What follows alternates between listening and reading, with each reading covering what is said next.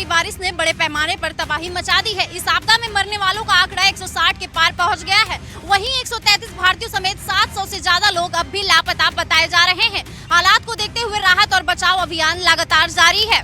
नेपाल में लगातार बारिश के बाद आई बाढ़ और भूस्खलन ने कई इलाकों में भारी तबाही मचा दी है। तेज पानी और मलबे की चपेट में आने से बड़ी संख्या में लोगों की जान चली गई है, जबकि सैकड़ों लोग अब भी लापता बताए जा रहे हैं। इनमें 133 भारतीय नागरिक भी शामिल हैं। हालात इतने खराब हैं कि कई जगह सड़कें और रास्ते बंद हो गए हैं, जिसके चलते राहत टीमों को प्रभावित इलाकों तक पहुंचने में भी मुश्किलों का सामना करना पड़ रहा है। प्रशासन और सुरक्षा एजेंसियां लगातार रेस्क्यू ऑपरेशन भी चला रही हैं। लोगों को सुरक्षित जगहों पर पहुंचाया जा रहा है और प्रभावित परिवारों तक जरूरी सामान पहुंचाने की कोशिश जारी है। इसी बीच नेपाल के लिए आर्थिक मदद का भी ऐलान हुआ। विश्व बैंक ने नेपाल को 25 अरब रुपए की सहायता देने की घोषणा की। इस रकम का इस्तेमाल बाढ़ और भूस्खलन से प्रभावित इलाकों में राहत और जरूरी बुनियादी ढांचे को मजबूत करने के लिए किया जाएगा। फिलहाल सबसे बड़ी चुनौती लापता लोगों की तलाश करना और दूर दराज के प्रभावित इलाकों तक राहत पहुँचाना है। फिलहाल नेपाल में राहत और बचाव अभियान लगातार जारी है। लापता लोगों की तलाश के साथ साथ प्रभावित परिवारों तक मदद पहुंचाना प्रशासन के सामने सबसे बड़ी चुनौती है। अब उम्मीद यही है कि रेस्क्यू ऑपरेशन में तेजी आए और ज्यादा से ज्यादा लोगों को सुरक्षित बाहर निकाला जा सके। नेपाल में तबाही का ये दौर जल्द खत्म हो और लोगों की जिंदगी फिर से पटरी पर लौटे, यही सबसे बड़ी उम्मीद है। नेपाल में बाढ़ से मची तबाही के बाद अब भारत के सीमावर्ती राज्यों के लिए अलर्ट जारी किया गया है। यूपी और बिहार के तराई जिलों में बाढ़ का खतरा मंडरा रहा है। खासकर महराजगंज और कुशीनगर में बाढ़ को लेकर हाई अलर्ट जारी कर दिया गया है। प्रशासन की ओर से विशेष सतर्कता बरती जा रही है। नेपाल में आई भारी बारिश और सैलाब का असर अब उत्तर प्रदेश के सीमावर्ती इलाकों में साफ देखा जा रहा है। महराजगंज और कुशीनगर समेत कई जिलों में नदियों के बढ़ते जलस्तर को देखते हुए प्रशासन अलर्ट मोड पर है। किसी भी आपात स्थिति से निपटने के लिए एनडीआरएफ और एसडीआरएफ की टीमें तैनात कर दी गई हैं। नेपाल में मचे हाहाकार के बाद यूपी बिहार के लोगों के बीच डर का माहौल बना हुआ है। लखनऊ में बाढ़ की स्थिति पर नजर रखने के लिए कंट्रोल रूम बनाए गए हैं। नेपाल में फंसे लोगों की मदद के लिए यूपी सरकार ने हेल्पलाइन नंबर 1070 भी जारी किया है। उधर वाराणसी में नेपाल में आई आपदा में फंसे लोगों की सुरक्षित वापसी के लिए पूजा अर्चना भी की गई है। नेपाल से आने वाला पानी अगले कुछ घंटे देश के सीमावर्ती जिलों के लिए बेहद संवेदनशील है। प्रशासन की नजर नदियों के जलस्तर और संभावित बाढ़ प्रभावित इलाकों पर बनी हुई है। फिलहाल राहत और बचाव एजेंसियां अलर्ट पर हैं और हर हालात पर नजर रखी जा रही है। नेपाल में भारी बारिश और भीषण बाढ़ के बाद चंपावत के सीमावर्ती इलाकों में सतर्कता बढ़ा दी गई है। टनकपुर में एसडीआरएफ के हाई अलर्ट पर रखा गया है। शारदा घाट, शारदा बैराज और आसपास के संवेदनशील इलाकों में जवान लगातार गश्त कर रहे हैं। वहीं जिला प्रशासन भी नदी के जलस्तर पर लगातार नजर बनाई हुई है। नेपाल में भारी बारिश और बाढ़ के हालात को देखते हुए चंपावत प्रशासन पूरी तरह अलर्ट मोड में है। सेना नायक एसडीआरएफ के निर्देश पर टनकपुर की एसडीआरएफ टीम को हाई अलर्ट पर रखा गया है। नेपाल सीमा से सटे संवेदनशील इलाकों शारदा घाट और शारदा बैराज के आसपास लगातार गश्त की जा रही है। टीम ने घाटों और निचले इलाकों में पहुंचकर स्थानीय लोगों, यात्रियों और मछुआरों को नदी का जलस्तर बढ़ने की संभावना को लेकर जागरूक किया है। साथ ही लोगों से नदी और तटीय इलाकों से दूर रहने की अपील की गई है।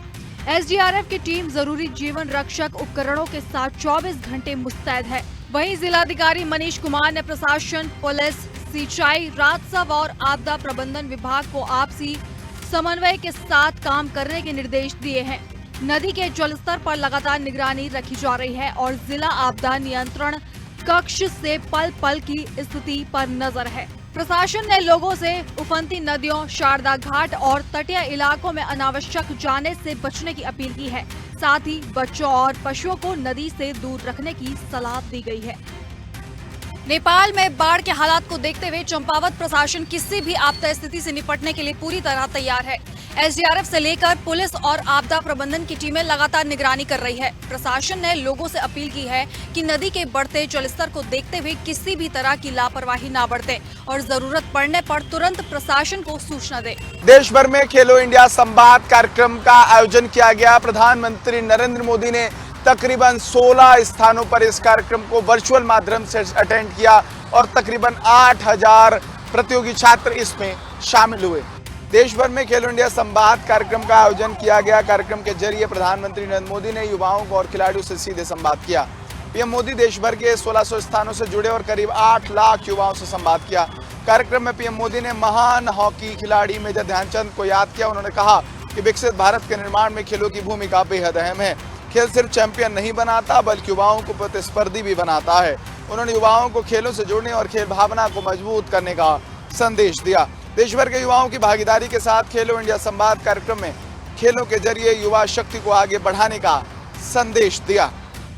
खेलो इंडिया संवाद के जरिए प्रधानमंत्री नरेंद्र मोदी ने कहा कि देश के लोगों को खेल भावना को और अधिक बढ़ाने की आवश्यकता है। वहीं दूसरी तरफ जिस तरीके से पूरे देश भर में भारतीय खेलों को बढ़ावा देने के लिए केंद्र सरकार सहयोग कर रही है, उसमें भी बड़े स्तर पर खिलाड़ियों के योगदान पर प्रधानमंत्री ने सबको हृदय से धन्यवाद ज्ञापित किया। यूपी सरकार में कैबिनेट मंत्री ओपी राजभर ने अखिलेश यादव को खुली चुनौती दी है। बोले गाजीपुर की जहूराबाद सीट से चुनाव लड़कर दिखाई है, औकात याद दिला दूंगा। उत्तर प्रदेश चुनाव को लेकर अभी से नेताओं के बीच जुबानी जंग तेज हो चुकी है। इसी बीच वाराणसी पहुंचे सुबह सपा प्रमुख और कैबिनेट मंत्री ओम प्रकाश राजभर ने आगामी चुनाव को लेकर बड़ा बयान दिया है। उन्होंने साफ कर दिया कि वो गाजीपुर की जहूराबाद सीट से ही चुनाव लड़ेंगे। वहीं उन्होंने सपा मुखिया अखिलेश यादव और शिवपाल यादव को भी यहां से चुनाव लड़ने की चुनौती दी है। ओम प्रकाश राजभर ने कहा कि वो आगामी चुनाव गाजीपुर के जहूराबाद से ही लड़ेंगे। उन्होंने कहा कि एकदम तय है कि हम तो जहूराबाद से चुनाव लड़ेंगे, डंके की चोट पर जीतेंगे और हम चाहते हैं कि अखिलेश जी और शिवपाल जी आकर लड़ जाएं। चुनौती दे रहा हूं, यहां से लड़ ले चुनाव, वो लोग औकात दिखा देंगे। जाहिर है यूपी चुनाव में अभी कुछ महीने शेष है। उससे पहले राजभर और अखिलेश यादव के बीच कई बार जुबानी जंग देखने को मिली है। अब देखना होगा कि अखिलेश यादव या समाजवादी पार्टी ओपी राजभर की इस चुनौती पर क्या प्रतिक्रिया देती है। उत्तर प्रदेश की सरकार ने स्टार्टअप और युवाओं को बढ़ावा देने की दिशा में एक बड़ा कदम उठाया है। सीएम योगी आदित्यनाथ ने लोक भवन में राज स्टार्टअप नीति 2026 पुस्तिका का विमोचन किया, तो वहीं स्टार्टअप मिशन पोर्टल का भी सीएम योगी आदित्यनाथ ने शुभारंभ किया है। उत्तर प्रदेश के मुख्यमंत्री योगी आदित्यनाथ ने कार्यक्रम के दौरान 107 स्टार्टअप को 3 करोड़ 42 लाख रुपए की प्रोत्साहन राशि प्रदान की है। साथ ही 7 स्टार्टअप संचालित करने वाले उद्यमियों को सम्मानित भी किया। इस मौके पर सीएम योगी आदित्यनाथ ने कहा कि साल 2017 के बाद उत्तर प्रदेश में उद्योगों और स्टार्टअप के क्षेत्र में बड़ा सुधार हुआ है। सरकार की नीतियों और प्रयासों का असर अब जमीन पर भी दिखाई दे रहा है। उत्तर प्रदेश में युवाओं के सपनों को नई उड़ान मिल रही है और प्रदेश के स्टार्टअप के लिए बेहतर माहौल तैयार कर रहा है। स्टार्टअप नीति 2026 और स्टार्टअप मिशन पोर्टल के जरिए सरकार का मकसद है कि उत्तर प्रदेश में नए जो उद्योग हैं उनको प्रोत्साहन किया जाए और साथ ही साथ युवाओं को नौकरी मांगने वाला नहीं बल्कि नौकरी देने वाले की दिशा में काम करना बताया जा रहा है। कैमरामैन गौतम के साथ मैं राहुल श्रीवास्तव, हिंदी खबर, लखनऊ। दिल्ली के तिलक नगर इलाके में सनसनीखेज वारदात सामने आई है, जहां करीब 21 साल की युवती की चाकू से गोदकर हत्या कर दी गई। वारदात के वक्त युवती अपने घर में अकेली थी। हत्या के बाद आरोपी मौके से फरार बताया जा रहा है। दिल्ली के तिलक नगर इलाके में 21 साल की युवती की चाकू मारकर हत्या से सनसनी फैल गई। पुलिस के मुताबिक वारदात के वक्त युवती अपने घर में अकेली थी। उसी दौरान आरोपी ने उस पर चाकू से हमला कर दिया। हमले में युवती की मौत हो गई। घटना के बाद आरोपी मौके से फरार हो गया। सूचना मिलते ही पुलिस टीम मौके पर पहुंची और जांच शुरू की। पुलिस घटनास्थल से जुड़े सीसीटीवी फुटेज खंगाल रही है। साथ ही आरोपी की पहचान और गिरफ्तारी के लिए आसपास के लोगों से पूछताछ भी की जा रही है। फिलहाल पुलिस मामले की हर एंगल से जांच कर रही है। सीसीटीवी फुटेज और दूसरे साक्ष्यों के आधार पर आरोपी की पहचान और गिरफ्तारी की कोशिश की जा रही है। मैं अपने कैमरामैन साथी नैतिक के साथ दीपक शर्मा, हिंदी खबर, दिल्ली। शामली में हरियाणवी सिंगर अंकित बालियान की हत्या के बाद अब इस वारदात की कड़ियां जुड़ने लगी है। जिम के बाहर ताबड़तोड़ फायरिंग कर अंकित की हत्या की गई और अब गोगो गैंग ने सोशल मीडिया के जरिए इस हत्या की जिम्मेदारी ली है। पुलिस की 4 टीमें हरियाणा भेजी गई हैं और गैंग कनेक्शन के साथ साथ शूटर्स की तलाश भी तेज हो गई है। शामली में बुधवार शाम हरियाणवी सिंगर और यूट्यूबर अंकित बालियान की गोली मारकर हत्या कर दी गई। अंकित रोज की तरह शामली के आर्यापुरी नाला पटरी स्थित जिम पहुंचते थे। करीब 7 बजे जिम से बाहर निकलकर अपनी स्कॉर्पियो के पास पहुंचे, तभी पहले से घात लगाए बदमाशों ने उन पर फायरिंग शुरू कर दी। प्रत्यक्षदर्शियों के मुताबिक अंकित ने बचने के लिए गाड़ी में बैठने की कोशिश की, लेकिन हमलावरों ने गाड़ी का गेट खोलकर ताबड़तोड़ गोलियां बरसा दी। वारदात में करीब 18 राउंड फायरिंग की बात सामने आई है। अंकित के शरीर में 5 गोलियां लगी, जबकि कुछ गोलियां गाड़ी के शीशे में लगी। चश्मदीदों के मुताबिक 4 हमलावर बिना नंबर की बाइक से आए थे। पुलिस को शक है कि वारदात में हरियाणा के शूटर शामिल हो सकते हैं। इस हत्याकांड के बाद गोगी गैंग ने सोशल मीडिया पर पोस्ट के जरिए जिम्मेदारी ली है। सोनीपत निवासी गैंग मेंबर भोलू शाहपुरिया ने पोस्ट में दावा किया कि अंकित उनके दुश्मनों का साथ देता था और गोगी गैंग से जुड़ी घटनाओं पर उन्होंने गाने बनाए थे। हालांकि पुलिस इस दावे की भी जाँच कर रही है। मेरठ जोन के एडीसी भानु भास्कर के मुताबिक 4 पुलिस टीमें हरियाणा भेजी गई हैं और गोगी गैंग का कनेक्शन खंगाला जा रहा है। वहीं हत्या से करीब 1 घंटा पहले अंकित ने अपने इंस्टाग्राम अकाउंट पर एक रील पोस्ट की थी। एक तरफ गोगी गैंग के नाम से हत्या की जिम्मेदारी लेने वाला पोस्ट सामने आया है, तो दूसरी तरफ पुलिस की 4 टीमें हरियाणा में संदिग्ध शूटर और गैंग कनेक्शन की तलाश कर रही है। अब पुलिस के सामने सबसे बड़ा सवाल यही है कि अंकित की हत्या की साजिश किसने रची थी, शूटर कौन थे और आखिर इस हत्या के पीछे असली वजह क्या थी। राजधानी देहरादून के डालनवाला थाना क्षेत्र के मोहनी रोड में पति पत्नी के बीच का विवाद खूनी रूप में बदल गया। बता दें कि यहां एक पति ने अपनी पत्नी की चाकू से गोद कर हत्या कर दी। देहरादून में इस मर्डर से सनसनी फैल गई। मौके पर तमाम पुलिस अधिकारी पहुंचे और पुलिस ने उसके पति को हिरासत में लिया। इसके साथ ही पुलिस ने पूछताछ के दौरान उसके पति ने अपना जुर्म कबूल लिया है। देहरादून के डालनवाला थाना क्षेत्र के मोहनी रोड में पति पत्नी के बीच विवाद के बाद हत्या की सनसनीखेज वारदात सामने आई है। पुलिस के मुताबिक गुरुवार को किसी बात को लेकर रामजी पाल और उसकी पत्नी सोनू पाल के बीच विवाद हुआ। देखते ही देखते विवाद इतना बढ़ गया कि रामजी ने गुस्से में आकर धारदार हथियार से अपनी पत्नी की हत्या कर दी। गंभीर चोट लगने के कारण सोनू पाल की मौके पर ही मौत हो गई। डालनवाला सीओ नितिन लोहनी के मुताबिक पूछताछ में आरोपी ने अपना जुर्म कबूल लिया है। आरोपी ने बताया कि दोनों के बीच अक्सर मनमुटाव रहता था। दंपति मूल रूप से अयोध्या के रहने वाले हैं और देहरादून में किराए के मकान में रह रहे थे। दोनों के 3 बच्चे हैं जो घटना के वक्त स्कूल गए हुए थे। वारदात की सूचना मिलते ही पुलिस मौके पर पहुंची और आरोपी पति को हिरासत में ले लिया। पुलिस ने हत्या में इस्तेमाल धारदार हथियार भी बरामद कर लिया है। वहीं फोरेंसिक टीम ने मौके पर जरूरी साक्ष्य जुटाए हैं। महिला के शव को पोस्टमार्टम के लिए जिला अस्पताल भेज दिया गया है। देहरादून में महिला के मर्डर से एक बार फिर से पति पत्नी के विवाद का जो खौफनाक अंजाम है उसको सामने लाकर रख दिया है। वहीं इस मामले में पुलिस ने आरोपी पति को गिरफ्तार कर लिया, उसे लगातार पूछताछ की जा रही है। इसी के साथ पुलिस ने मौके से चाकू भी बरामद कर लिया है। वहीं पुलिस तमाम पहलुओं पर जांच कर रही है और साथ ही महिला के शव को पोस्टमार्टम के लिए भेज दिया है। कैमरा पर्सन दीपिका भंडारी, हिंदी खबर देहरादून। जाजमऊ वीआईपी रोड का हाल हैरान कर देने वाला है, क्योंकि इस सड़क पर 18 से 20 फीट गहरा गड्ढा हो गया। आपको बता दें, वहां पर रहने वाले लोगों का आरोप है कि कुछ दिन पहले एक छोटा सा गड्ढा था जिसको मिट्टी भरकर पूरा बंद कर दिया गया था, लेकिन बरसात होते ही फिर वो गड्ढा एक विकराल रूप में तकरीबन 20 फीट गहरा हो गया। वहां आसपास बने करीब 9 मकानों पर खतरा मंडरा रहा है। लोग भय के साए में जीने को मजबूर हैं। वहीं मौके पर पहुंचे कैंट विधायक मोहम्मद हसन रूमी ने अधिकारियों पर भ्रष्टाचार का आरोप लगाते हुए धरने पर बैठ गए।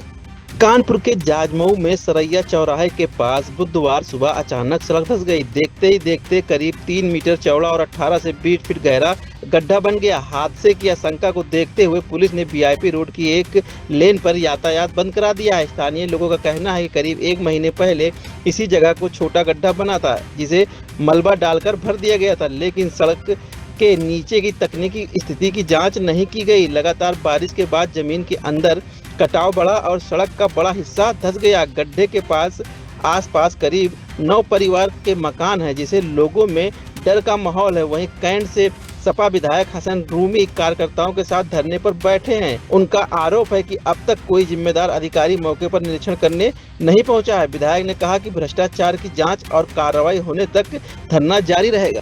पुलिस ने फिलहाल सुरक्षा दृष्टि से एक लेन बंद कर दी है। वहीं वहां पर रह रहे लोगों का कहना है कि इसकी टेक्निकल जांच की जाए और जो 18 से 20 फीट गहरा गड्ढा है, किस कारण गड्ढा हुआ, इसकी पूरी जांच करने के बाद इस समस्या का परमानेंट समाधान किया जाए। वहीं देखने वाली बात ये होगी कि संबंधित अधिकारी कब वहां पहुंचते हैं और इतना बड़ा गड्ढा होने की जांच में क्या कुछ सामने आता है। बस्ती में पुलिस की चेकिंग के दौरान एक ऐसी इनोवा पकड़ी गई, जिसे देखकर पहली नजर में सरकारी वीआईपी वाहन समझना आसान था। कार पर उत्तर प्रदेश सरकार का नाम, सरकारी लोगो और लाली नीली बत्ती लगी थी, लेकिन जब कार सवार युवक से पूछताछ हुई तो उसकी पूरी सरकारी पहचान फर्जी निकली। युवक खुद को लखनऊ सचिवालय का ओएसडी बताकर पुलिस पर रौब जमा रहा था, लेकिन जांच में उसका फर्जीवाड़ा बेनकाब हो गया। बुधवार रात बस्ती के बड़ेबन चौकी क्षेत्र में पुलिस संदिग्ध वाहनों की चेकिंग कर रही थी। इसी दौरान करीब 12 बजे सफेद रंग की Innova car number UP 32 HW 2225 को रोका गया। कार पर उत्तर प्रदेश सरकार लिखा था, सरकारी लोगो लगा था और छत पर लाल नीली बत्ती भी लगी थी। कार में बैठे युवक ने अपना नाम मोहसिन खान बताया और खुद को लखनऊ सचिवालय का OSD बताया। उसने पुलिस को अपने नाम का विजिटिंग कार्ड भी दिखाया, लेकिन पुलिस ने कार्ड को ही पहचान का आधार नहीं माना और दस्तावेजों की जांच शुरू कर दी। जांच में युवक की सरकारी अफसर वाली पहचान फर्जी निकली। पूछताछ में सामने आया कि मोहसिन फर्जी दस्तावेजों के सहारे खुद को सरकारी अधिकारी बताकर अलग अलग जिलों में घूमता था। टोल प्लाजा पर VIP प्रोटोकॉल और टोल में छूट लेने की कोशिश करता था। इतना ही नहीं, अधिकारियों के जरिए काम कराने का भरोसा देकर लोगों से ठगी करने की बात भी सामने आई है। पुलिस ने आरोपी के कब्जे से इनोवा 5 फर्जी OSD visiting card, 2 walkie talkie, iPhone, keypad mobile, 4 ATM card और 2700 रुपये बरामद किए हैं। कार में मौजूद चालक राजेश यादव को पूछताछ के बाद नोटिस देकर छोड़ दिया गया है। वहीं मोहसिन के खिलाफ मुकदमा दर्ज कर पुलिस आगे की कार्रवाई में जुटी है। फर्जी OSD बनकर सरकारी रौब दिखाने वाले मोहसिन खान का फर्जीवाड़ा अब पुलिस की जांच के दायरे में है। पुलिस फर्जीवाड़े का पता लगाने में जुटी है कि आखिर उसने कितने लोगों को अपना शिकार बनाया और किन किन जगहों पर सरकारी अधिकारी बनकर घूमता रहा। फिलहाल आरोपों को न्यायालय में पेश करने की कार्रवाई की जा रही है। त्योहारी सीजन में मिलावटखोर किस तरह सक्रिय होते हैं, इसकी एक बानगी बुलंदशहर में देखने को मिली। यहाँ खाद्य सुरक्षा विभाग की टीम ने एक वाहन पकड़ा जिसमें करीब 400 किलो पनीर बरामद हुआ। पनीर मौके पर चेक किया गया तो वो स्वाद में खट्टा और अस्वच्छ पाया गया। उसे खाने के योग्य न मानते हुए विभाग ने मौके पर ही नष्ट करा दिया। बुलंदशहर में खाद्य सुरक्षा विभाग की टीम मिलावटखोरों के खिलाफ अभियान चला रही है। इसी दौरान बुधवार रात करीब 1 बजे टीम ने बोलेरो मैक्स CNG वाहन को रोका। जांच करने पर वाहन में 2 कंटेनर मिले। इनमें करीब 400 किलो पनीर बिक्री के लिए ले जाया जा रहा था। पनीर की कीमत करीब 1,12,000 रुपए बताई। जांच के दौरान पनीर गंदा और अस्वच्छ हालत में मिला। पनीर का स्वाद भी खट्टा हो चुका था और इसे खाने के लायक नहीं पाया गया। इसके बाद खाद्य सुरक्षा विभाग की टीम ने करीब 400 किलो पनीर मौके पर ही नष्ट करा दिया। वहीं आगे की जांच के लिए पनीर के 2 नमूने लिए गए हैं। इन नमूनों को जांच के लिए लैब भेजा गया है। लैब रिपोर्ट आने के बाद आगे की कार्रवाई की जाएगी। खाद्य सुरक्षा अधिकारी ममता चौधरी ने कहा कि लोगों की सेहत से खिलवाड़ करने वालों पर सख्त कार्रवाई होगी। उन्होंने कहा कि जिले में मिलावटी खाद्य पदार्थों के खिलाफ चेकिंग अभियान लगातार जारी रहेगा। फिलहाल अधिकारियों ने जो 2 नमूने जमा किए थे उनको जांच के लिए प्रयोगशाला भेज दिया गया है, जबकि अधिकारी ऐसा दावा करते हैं कि जांच रिपोर्ट के आधार पर आगे की कार्रवाई की जाएगी। अपने सहयोगी चांद मलिक के साथ मैं साजिद सैफी, हिंदी खबर, बुलंदशहर।